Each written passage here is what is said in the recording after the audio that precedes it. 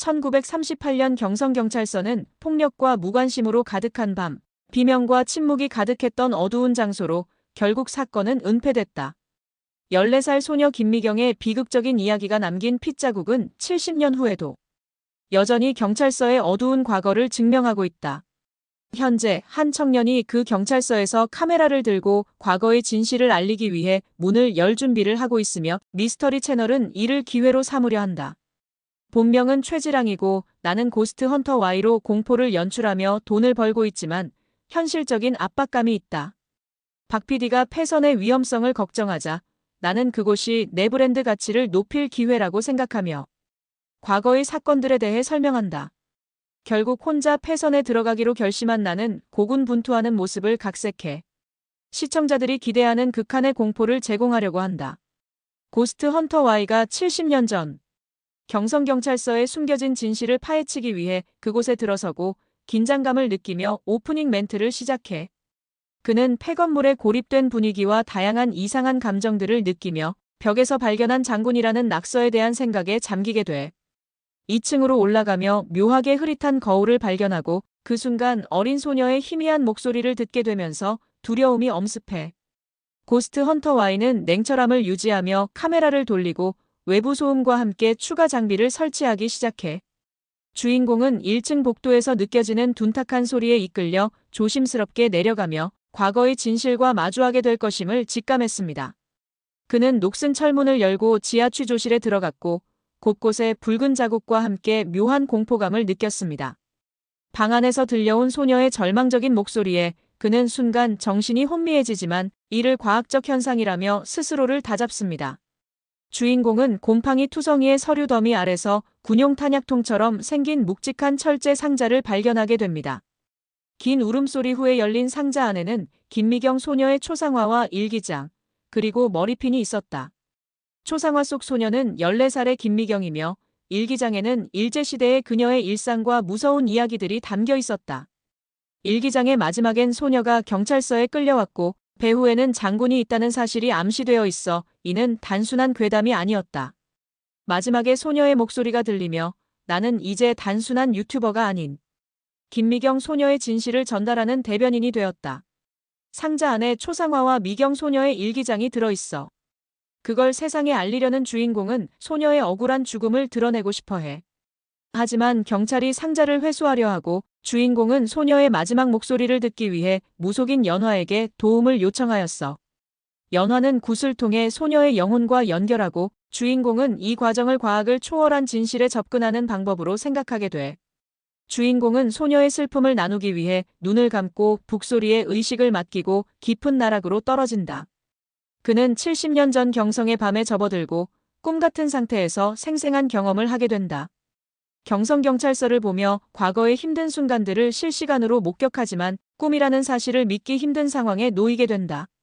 소녀 미경이 겪는 고통을 보게 되며 그 방에 들어선 남자가 그녀에게 심리적 압박을 가하는 장면을 목격한다.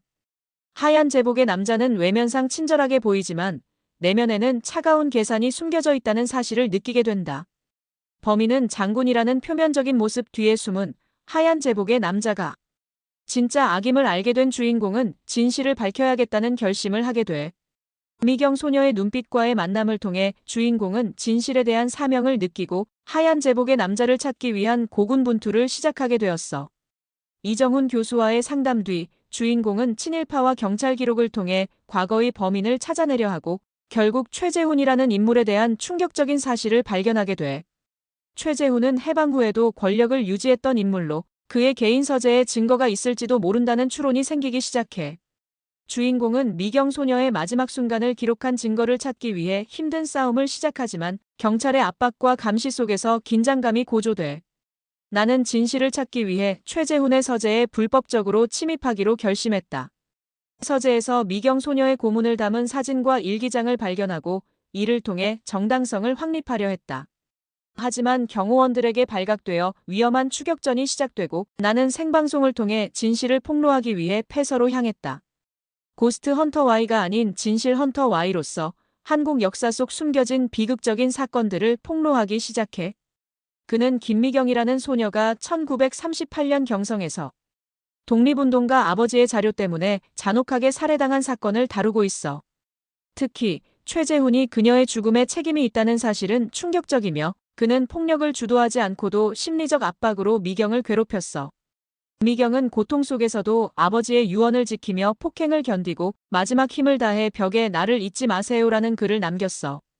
결국 최재훈은 그녀의 죽음을 은폐하기 위해 폭행과 사진 촬영을 했고 그 모든 진실을 지금 드러내고 있는 거지.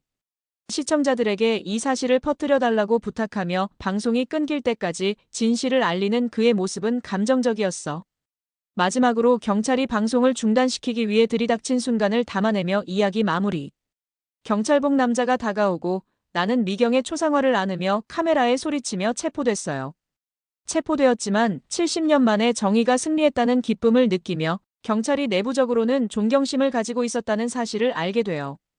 최지랑의 폭로 비디오가 수천만의 조회수를 기록하며 사회적으로 큰 파장을 일으키고 연화무당과 역사학자들이 지랑의 변호에 나서면서 상황이 역전돼요.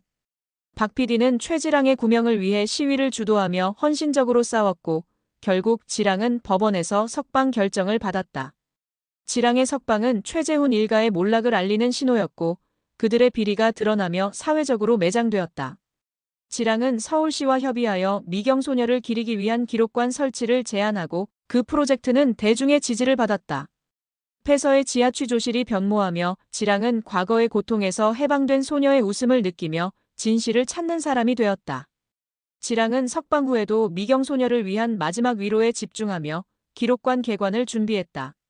지랑은 미경의 일기장을 읽다 그녀의 형상을 보고 울었고 오랜 한을 해소시켰다. 그녀의 형상이 사라지면서 지랑은 평화를 느꼈고 이제 폐서는 기억의 장소로 변화했다. 2년 후 폐서는 김미경 소녀기록관으로 새롭게 변모했고 사람들에게 소녀의 고통과 역사를 전했다.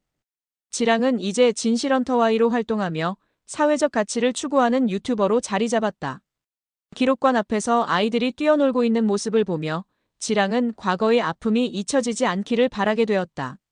지랑은 지하 취조실에서 미경 소녀의 평온한 미소를 떠올리며 과거의 아픔을 극복하고 현재의 삶을 살고 있다. 그는 독립운동가의 이야기를 추적하며 진실의 문은 열려 있다고 말하며 새로운 프로젝트에 대한 결단을 내린다. 기록관에서는 김미경 소녀의 희생을 잊지 않겠다는 무언의 맹세로 동백나무가 꽃을 피우고 있으며 지랑은 역사적 그림자를 추적하는 진실 헌터가 되었다. 그의 방송은 이제 억압받는 목소리를 대변하고 사회 정의의 상징으로 변모하였으며 지랑은 미경과의 약속을 지키며 기록관에서 떠났다. 지랑은 기록관을 나서며 동백나무를 바라보고 진실에 대한 그의 카메라는 앞으로도 계속 켜져 있을 것이라 다짐했다.